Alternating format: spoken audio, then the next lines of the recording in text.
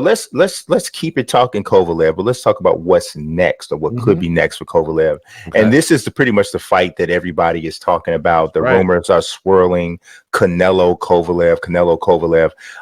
Pretty much it felt like Kovalev defeating Yard was contingent. That was a contingency, of course, for him fighting Canelo maybe in December, because obviously Canelo has set precedents for fighting in December last year when he fought Rocky Fielding, who didn't really want to fight, was ready to go on vacation. Yeah, I heard November 2nd. November 2nd. Okay. That's what I heard, but I mean, these are just the rumors of the internet. But what you hear tends to have a little bit more more sexiness on it. So I mean, I haven't asked. I mean, the truth of the matter is I'll know more tomorrow when I speak with Buddy. Yeah. November 2nd seems really quick though.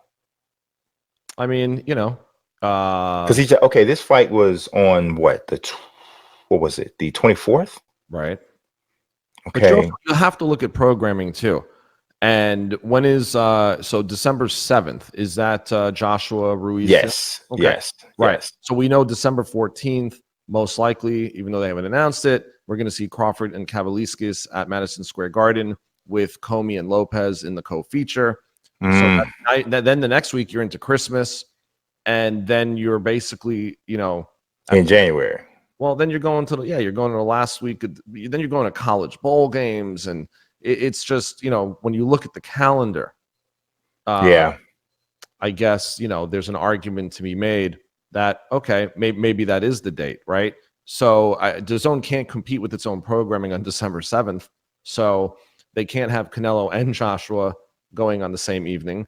And like I said, the 14th, it would be silly to go up against the Crawford, Kavaliauskas, Comey, Lopez, just because why would you do that? Why would you do that? Just pick another day.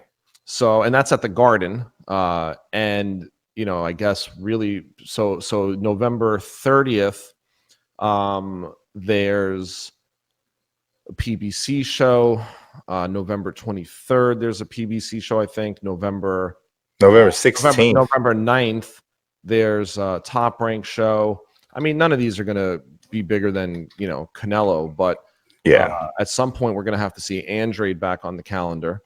So I don't know. I heard November 2nd. It could be completely wrong. I'm sure we'll know more, as things move from on. a calendar standpoint. It definitely makes sense, but it just really seems like a pretty quick turnaround for Kovalev, especially considering the fight wasn't an easy one.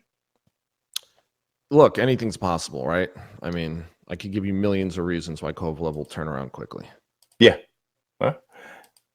Yeah, I mean, I can think of several from a financial standpoint, which at the end of the day is all that matters. Right, and I don't think Kovalev got beat up against Yard, and Canelo's been out of the ring for a while, since May, so he's got to get back to work. I mean, how long could Canelo really wait? Yeah. I mean, and we all know. I mean, if we had November 6 months for Canelo since he fought Jacobs. Exactly. And if you think about it, whose time clock is going to take precedence here? The A-sides. Right. Canelo. I mean, we know that. So I mean, the good news is you brought up that matchup, and are we like doing a first glance what we think? Is that what we're doing right now, or are we just talking about this? I mean, we know this is going to happen. Yeah, we pretty much know that it's going to happen. I think at this point, it's probably good if we discuss it on a high level, like what we're doing now, but we'll wait for more specifics, because for me, when the fight takes place I don't think it's going to necessarily change my prediction, but when the fight takes place has a lot to do with how I see it going. Yeah. So I will say this. At first glance, I would say Canelo under 9. Yeah. However, a 5'8" Canelo who hasn't fought above 68, right? He fought Fielding at 68. I mean, I don't know. I don't know at what point are you biting off more than you can chew, and that's the only question mark that I would have is at what point is the weight too much? And at 5'8", I don't know how tall Kovalev is. I've been next to him. 6 foot 6'1", I think. Okay, so we saw that didn't matter against Jacobs and against Fielding. Mm-hmm.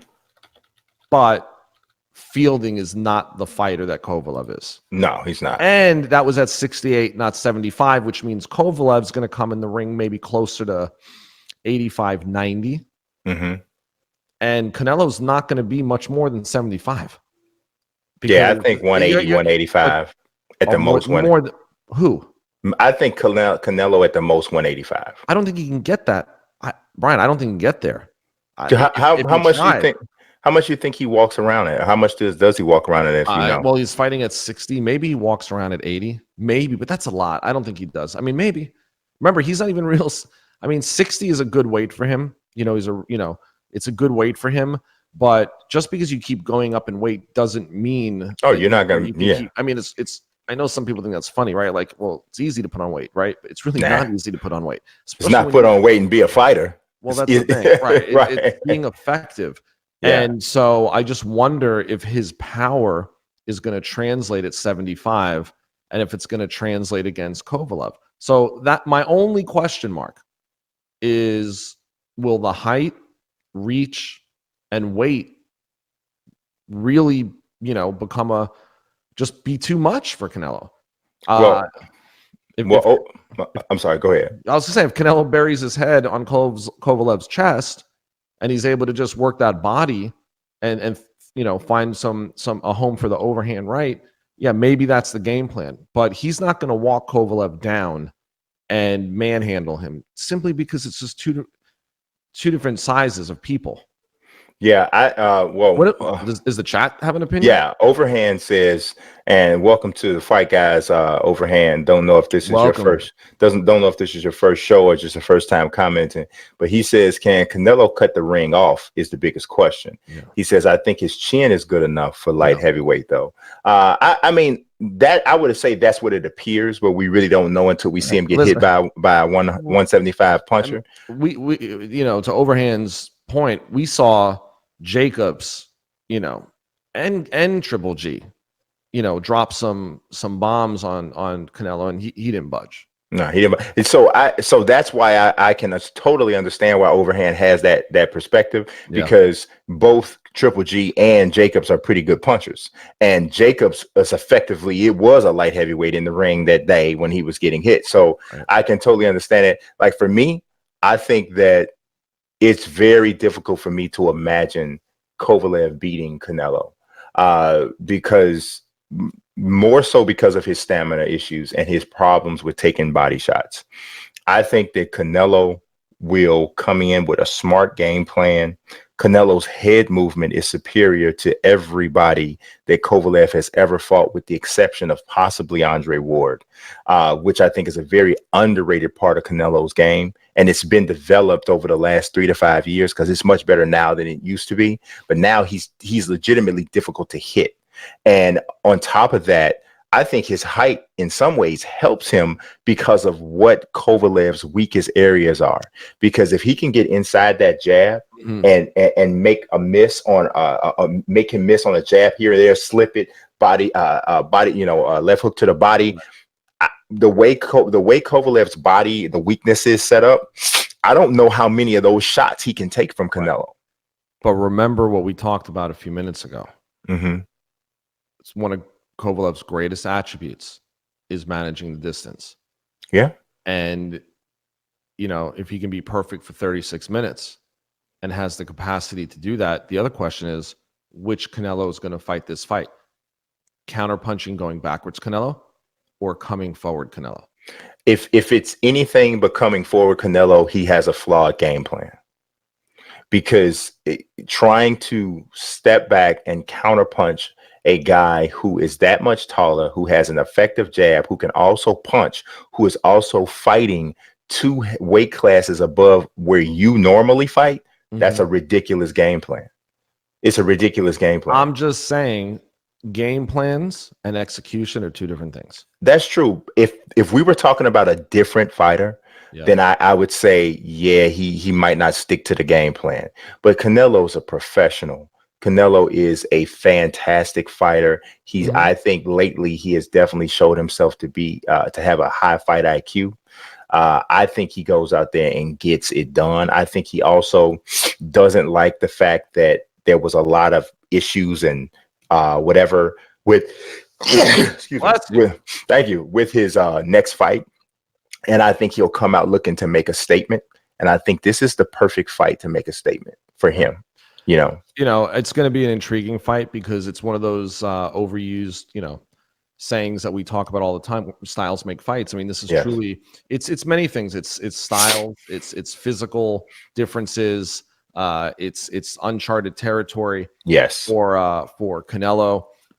It is, can Kovalev for one last fight make some changes that would allow him to mitigate really the only advantage that Canelo would have, which could be, power and body work. So, I mean, it's going to be interesting. We know that both fighters are going to come prepared. The other question I have in the back of my mind, was Canelo facing any true injury? When we were hearing about his knee and, is there any truth to that? Who knows? I don't know. But what we do know is that this seems to be inevitable. This seems to be the next fight. And the other thing is, Canelo needs to fight. Fighters need to be active. You can't just be out of the ring for half the year and come back and truly be on your A game. I mean, very few people can do that. Yes, you're 100% correct there. If you are watching right now and you have not subscribed, please do that. If you're digging what you're seeing, also click that notifications bell. Overhand has another question, and this is in regards to Kovalev, and then we'll move on to the next topic. But he says, what could you guys take from Fonfara, a light heavyweight, stopping Chavez Jr. with ease, and Canelo ultimately having to go the distance with Chavez Jr.? So, and I get where he's coming from with that question, because it was Canelo fighting a bigger guy in Chavez Jr. and not being able to take him out. Now, I'll give my answer to that, and I'm sure you have something to say.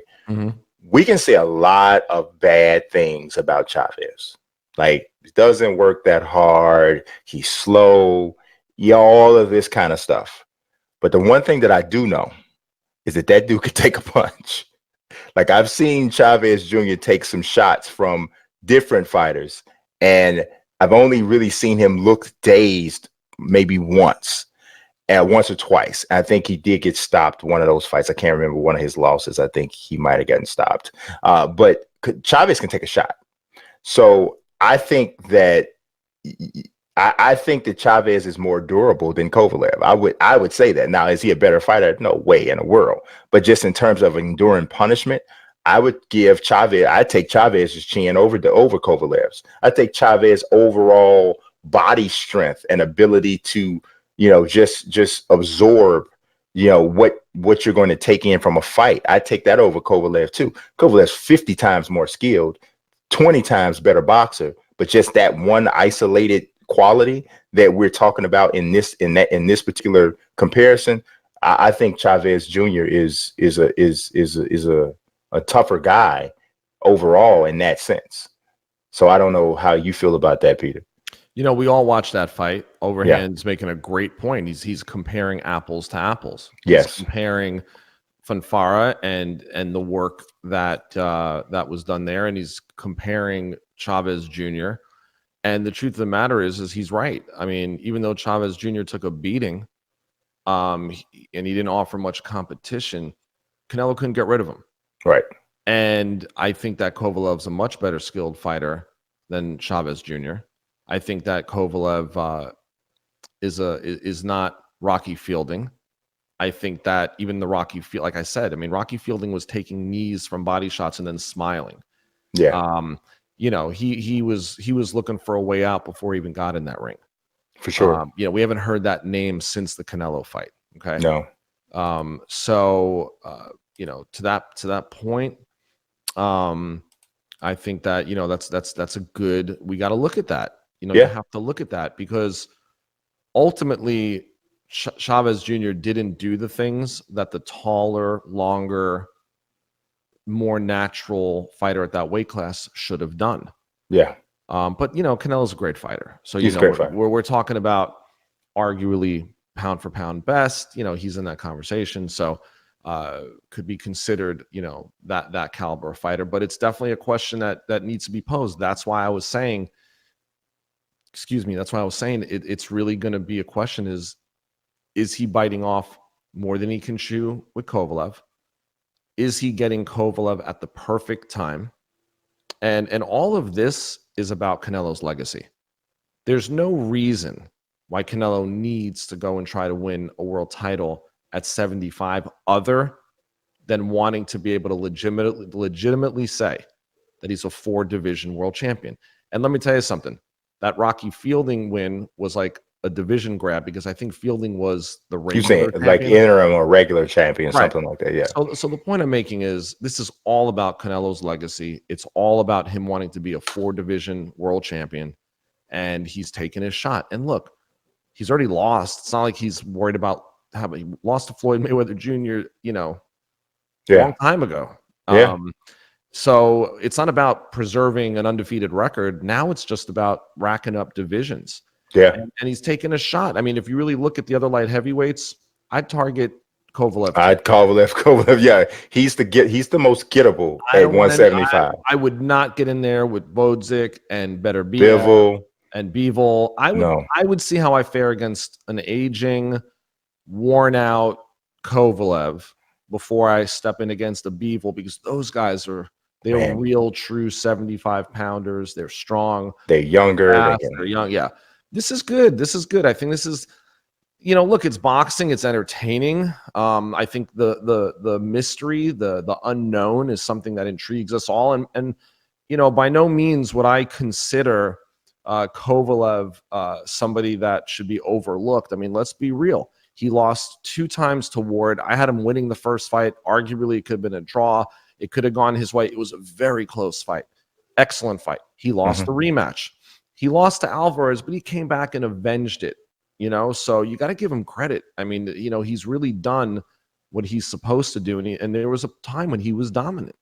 Yeah, there was a time. Getting older. Yeah, 36 years old. That's why I said, and I agree with what you said. Canelo's targeting the right guy, but I don't think it looks bad on Canelo, because he is still jumping up 2 divisions. Like it kind of balances out. It's about his legacy. Yep, for sure. He's going for a 4th weight class. What we have to also understand, he's not going beyond 75. No, it's virtually impossible. And if he beats Kovalev, do not expect him to fight anyone else at 75. Expect him to come back down and then fight Andrade and Triple G and go that route. That would be my guess. Yes. Hence why the forward-thinking WBC franchise tag. Yes. It allows him to just move up and down and maintain his champion status. Absolutely. Yep. Makes sense. It's not a bad plan.